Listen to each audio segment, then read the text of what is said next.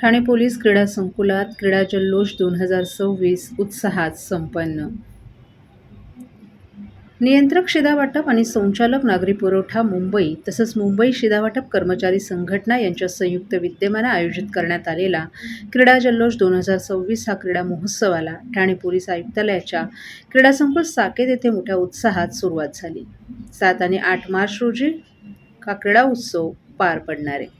या क्रीडा स्पर्धांमध्ये नियंत्रक शिधावाटप आणि संचालक नागरी पुरवठा मुंबई अंतर्गत कार्यरत अधिकारी आणि कर्मचाऱ्यांनी मोठ्या उत्साहानं सहभाग घेतला। स्पर्धेमध्ये क्रिकेट, कबड्डी, व्हॉलीबॉल, रस्सीखेच, बॅडमिंटन, गोळाफेक आणि धावणे आदी विविध क्रीडा प्रकारांचाही समावेश होता। 2 दिवस चाललेल्या स्पर्धांमुळे परिसरात उत्साहाचं वातावरण निर्माण झालं होतं। सहभागी स्पर्धकांनी खेळाडूवृत्ती जपत स्पर्धांमध्ये दमदार कामगिरी केली। या क्रीडा महोत्सवाच्या उद्घाटनाप्रसंगी ठाणे महापालिकेचे उपायुक्त मधुकर बोडके, अन्न नागरी पुरवठा व ग्राहक संरक्षण विभागाचे अप्पर मुख्य सचिव अनिल डिग्गीकर, नियंत्रक शिधावाटप आणि संचालक नागरी पुरवठा मुंबईचे चंद्रकांत डोंगरे, सहसचिव अशोक आयाम, उपसचिव रश्मी सागर, संतोष गायकवाड, प्रमोद पाटील तसंच विभागातील अनेक अधिकारी आणि कर्मचारी मोठ्या संख्येनं उपस्थित होते। 8 मार्च या जागतिक महिला दिनानिमित्त महिला सक्षमीकरणाला प्रोत्साहन देण्यासाठी विशेष कार्यक्रमांचं आयोजन करण्यात आलं होतं।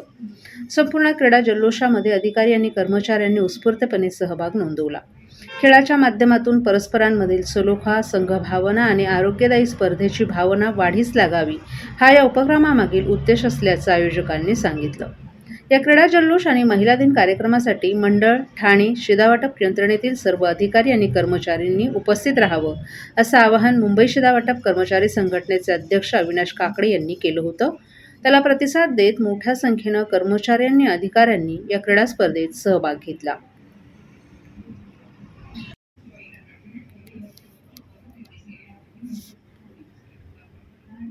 घरगुती सिलेंडरचे दर महागल्यानं राष्ट्रवादी शरद पवार गटाचं जिल्हाधिकारी कार्यालयासमोर चुला जलाओ आंदोलन। इराण-इस्रायल युद्धाचं कारण पुढे करत सरकारनं घरगुती गॅस सिलेंडरचे दर 60 रुपयांनी वाढवलेत। याच्या निषेधार्थ राष्ट्रवादी काँग्रेस शरदचंद्र पवार पक्षाचे जिल्हाध्यक्ष मनोज प्रधान यांच्या नेतृत्वाखाली महिला अध्यक्षा मनीषा भगत आणि युवक अध्यक्ष अभिजित पवार यांच्या उपस्थितीत ठाणे जिल्हाधिकारी कार्यालयासमोर अनोखं आंदोलन करण्यात आलं। यावेळी कार्यकर्त्यांनी चूल पेटवून त्यावर भात शिजवून तसंच भाकरी भाजून या दरवाढीचा निषेध केला। इस्रायल आणि इराणमधील युद्धाच्या पार्श्वभूमीवर घरगुती गॅस सिलेंडरचे दर 60 तर व्यावसायिक सिलेंडरचे दर 118 रुपयांनी वाढवण्यात आलेत। या दरवाढीचा निषेध करण्यासाठी राष्ट्रवादी काँग्रेस शरद पवार पक्षानं चुला जलाओ आंदोलन केलं। यावेळी आंदोलकांनी केंद्र सरकारच्या निषेधार्थ जोरदार घोषणाबाजी केली तसंच चूल पेटवून त्यावर भात शिजवला आणि भाकरी देखील भाजल्या। यावेळी अमेरिका ठरवेल ते आपल्या देशाचं धोरण झालंय, त्यामुळेच युद्धाच्या पार्श्वभूमीवर ही दरवाढ करण्यात आल्याचं मनोज प्रधान यांनी सांगितलं। या युद्धाचा अंदाज आलेला असतानाही सरकारला नियोजन करता आलं नाही। यावरून या सरकारची धोरणं कशी तकलादू आहेत हे स्पष्ट झाल्याचंही त्यांनी सांगितलं। या दरवाढीमुळे सर्वसामान्यांच्या घरातील बजेट कोलमडून पडणार आहे। एकीकडे महिलांना लाडकी बहीण म्हणायचं आणि दुसरीकडे महिला दिनाच्या 1 दिवस आधीच दरवाढ लादून दरवाढीची भेट द्यायची हे खपवून घेतलं जाणार नाही। आजचं आंदोलन प्रातिनिधिक असलं तरी महागाई विरोधातील आमचा लढा असाच कायम राहणार असल्याचंही त्यांनी सांगितलं। दरम्यान या सरकारनं युद्धाच्या नावाखाली ही दरवाढ केली आहे। ही दरवाढ म्हणजे भारतीय जनतेची लूट आहे। आधीच महागाई वाढलेली असताना ही दरवाढ करणं योग्य नाही। सरकारनं ही दरवाढ तात्काळ मागे घ्यावी अशी मागणी मनीषा भगत यांनी केली आहे। या आंदोलनात युवक अध्यक्ष अभिजित पवार, युवक कार्याध्यक्ष राजेश कदम, विद्यार्थी अध्यक्ष राहू पाटील, महिला कार्याध्यक्षा फुलबानू पटेल, साबिया मेमन, जिल्हा प्रशासन सरचिटणीस राजेश साटम, महाराष्ट्र प्रदेश सरचिटणीस मकसूद खान, राजू चापले, मिलिंद बनकर, एकनाथ जाधव, संगीता लोकरे, कैलास हावळे यांच्यासह इतर कार्यकर्ते सहभागी झाले होते। अमेरिकेमध्ये युद्ध सुरू आहे तर दुसरीकडे भारतामध्ये महागाई वाढताना पाहायला मिळते। गृहिणींचा जो काही आर्थिक बजेट आहे तो कोलमडताना पाहायला मिळतो, कारण गॅस सिलेंडर जो आहे तो महागलेला आहे। उद्या महिला दिन आहे आणि या महिला दिनीच्या 1 दिवस आधीच या महिलांना परत खड्ड्यात घालण्याचं काम या केंद्र शासनाने केलेलं आहे। आज घरगुती गॅस 60 रुपयांनी महागला आहे आणि कमर्शियल गॅस 118 रुपयांनी। म्हणजे तुम्ही म्हटलं तसं की आज 5-6 दिवस झालेत या इराण वॉरला आणि ऑलरेडी आपले पुरी साहेब जे आपले मंत्री आहेत ते म्हणतात की आमच्याकडे मुबलक साठा आहे मग जो तुमच्याकडे मुबलक साठा आहे, मग आमच्या महिलांना, गृहिणींना खड्ड्यात का तुम्ही घालत आहे? आणि आज 5 दिवसानंतर जर तुम्ही भाव वाढ करत असाल तर येणाऱ्या, जर हे युद्ध महिना 2 महिना चाललं तर भाववाढ काय होईल, याचे परिणाम काय होणार हे यामुळे दिसून येतं. तर खऱ्या अर्थाने आमचं केंद्र शासनाला म्हणणं आहे की एका हाताने तुम्ही 1,500 रुपये आमच्या महिलांना देत आहे आणि दुसरीकडनं हळूहळू महागाईच्या निमित्ताने हे आमच्याकडनं काढून घेत आहे. त्याचा निषेध करायला, त्याच्या विरोधात आज आम्ही आलेलो आहे.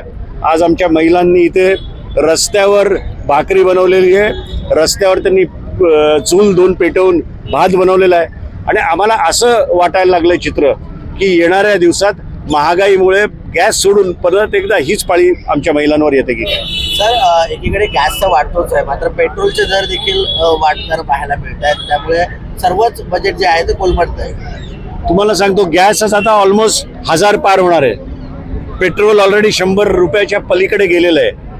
आणि मला असं वाटतं की ह्या देशातल्या लोकांना आता विचार करायची गरज आहे की जेव्हा हे भाजप सरकार सत्तेत आलं 2014 मध्ये, तेव्हा काय मुद्दे घेऊन आलेलं, तेव्हा काय महागाईबद्दल मोदी साहेबांनी बोलणं केलेलं, आज ती महागाई कुठे गेलेली आहे. त्यामुळे दर दिवशी आपल्याला ह्याचा झटका बसतोय. आणि आज ज्या पद्धतीने महिला या ठिकाणी जमा झाल्यात, तुम्ही त्यांच्याकडनं ऐका की कशा परिस्थितीत त्यांना घर चालवायला लागतंय. सर्व नागरिकांना आवाहन करण्यात येत आहे की सध्या डासांमार्फत पसरणाऱ्या डेंग्यू या आजाराचा प्रसार रोखण्यासाठी प्रत्येकाने पुढील प्रमाणे कार्यवाही करावी. डेंग्यू आजार एडिस इजिप्ती हा डास चावल्याने होतो. या डासांची पैदास साचलेल्या किंवा साचवलेल्या स्वच्छ पाण्यामध्ये होते.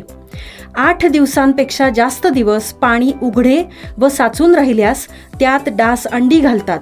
अंड्यांच्या अळ्या तयार होऊन पुढे डास तयार होतात. यासाठी आपल्या घरातील पाणी साठे, उदाहरणार्थ बॅरल्स, पिंपे, टाक्या, हौद, रांजणे इत्यादी दर आठवड्याला रिकामे करून घासून पुसून कोरडे करून पुन्हा भरावे.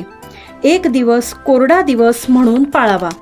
पाणी साठ्यांना घट्ट झाकणे बसवावीत किंवा जुनी साडी, चादर, धोतर यांनी बांधून झाकून ठेवावीत, म्हणजे डास त्यात जाऊन अंडी घालणार नाहीत.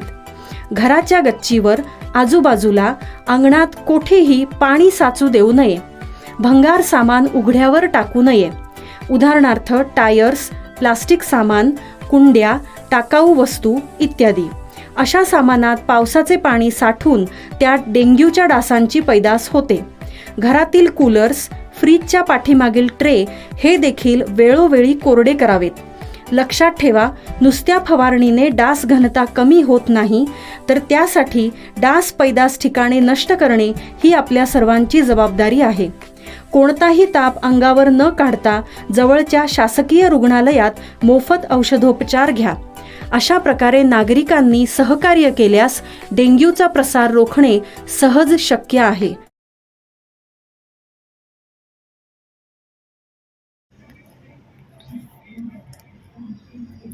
जागतिक महिला दिनानिमित्त ठाणे महापालिका आयोजित रांगोळी, निबंध आणि मेहंदी स्पर्धेस कर्मचाऱ्यांचा उत्स्फूर्त प्रतिसाद.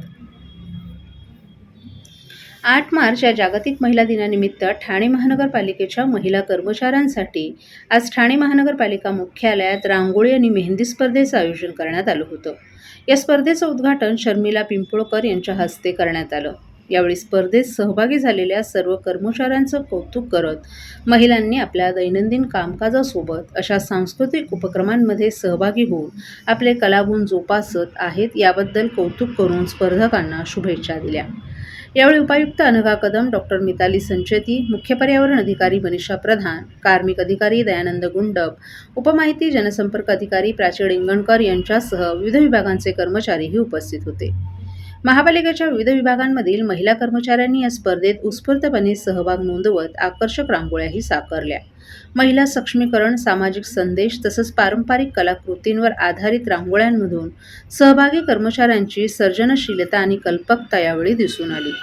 तसंच मेहंदी स्पर्धेलाही महिला कर्मचाऱ्यांचा मोठा प्रतिसाद मिळाला. विविध सुबक आणि आकर्षक डिझाईन्सच्या माध्यमातून कर्मचाऱ्यांनी आपले मेहंदी कलेतील कौशल्य सादर केलं. तसंच शाळा क्रमांक 44 मध्ये आयोजित केलेल्या निबंध स्पर्धेसही कर्मचाऱ्यांचा उत्स्फूर्त प्रतिसाद मिळाला. मॅडम, महिला दिनानिमित्त विविध स्पर्धा ठाणे महापालिकेच्या माध्यमातून राबवण्यात आलेल्या आहेत, काय सांगता? सर्वांना माझा नमस्कार. सर्वप्रथम महाराष्ट्रभर जागतिक महिला दिन साजरा केला जातो आणि महिला दिनाच्या निमित्ताने माझ्याकडून व माझ्या ठाणेकरांकडून सर्व आपल्या महिला वर्गाला खूप खूप शुभेच्छा. आज ठाणे महानगरपालिकेच्या माध्यमातून सर्व कर्मचारी अधिकाऱ्यांनी निबंध स्पर्धा असू दे, मेहंदी स्पर्धा असू दे, रांगोळी स्पर्धा, आज प्रथम रांगोळी स्पर्धाचं नियोजन केलेलं आहे. अनेक सांस्कृतिक कार्यक्रमांच्या माध्यमातून कर्मचाऱ्यांना एक संधी दिली आहे, प्लॅटफॉर्म दिलेला आहे आणि खरंच खूप सुंदर कार्यक्रम आणि महिलांना कुठेतरी एक वाव मिळावा, कर्मचाऱ्यांना याची दखल ठाणे महानगरपालिकेने घेतलेली आहे. पुन्हा एकदा माझ्याकडून सर्व आपल्या महिला वर्गांना जागतिक महिला दिनाच्या खूप खूप शुभेच्छा. धन्यवाद.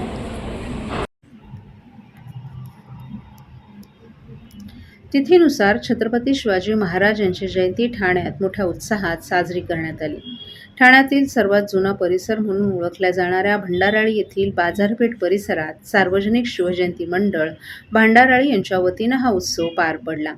यावेळी पवन कदम यांच्या नेतृत्वाखाली ठाण्यातील मुख्य बाजारपेठेत पारंपरिक वेशभूषा आणि पारंपरिक वाद्यांच्या नादात छत्रपती शिवाजी महाराजांच्या पालखीची भव्य मिरवणूक काढण्यात आली. ही शिवजयंती साजरी करण्याची परंपरा आनंददिघे यांनी सुरू केली होती. गेल्या अनेक वर्षांपासून ही शिवजयंती मोठ्या उत्साहात आणि पारंपरिक पद्धतीनं साजरी केली जात असून दरवर्षी भव्य मिरवणूक काढली जाते. या मिरवणुकीत ठाणे शहरातील विविध भागांमधील नागरिकही मोठ्या संख्येनं सहभागी झाले होते. अशा मिरवणुकांमुळे आपल्या संस्कृतीची आणि परंपरेची ओळख पुढील पिढीला होते असं मत शिवसेनेचे नगरसेवक तथा गटनेते पवन कदम यांनी माध्यमांशी बोलताना व्यक्त केले.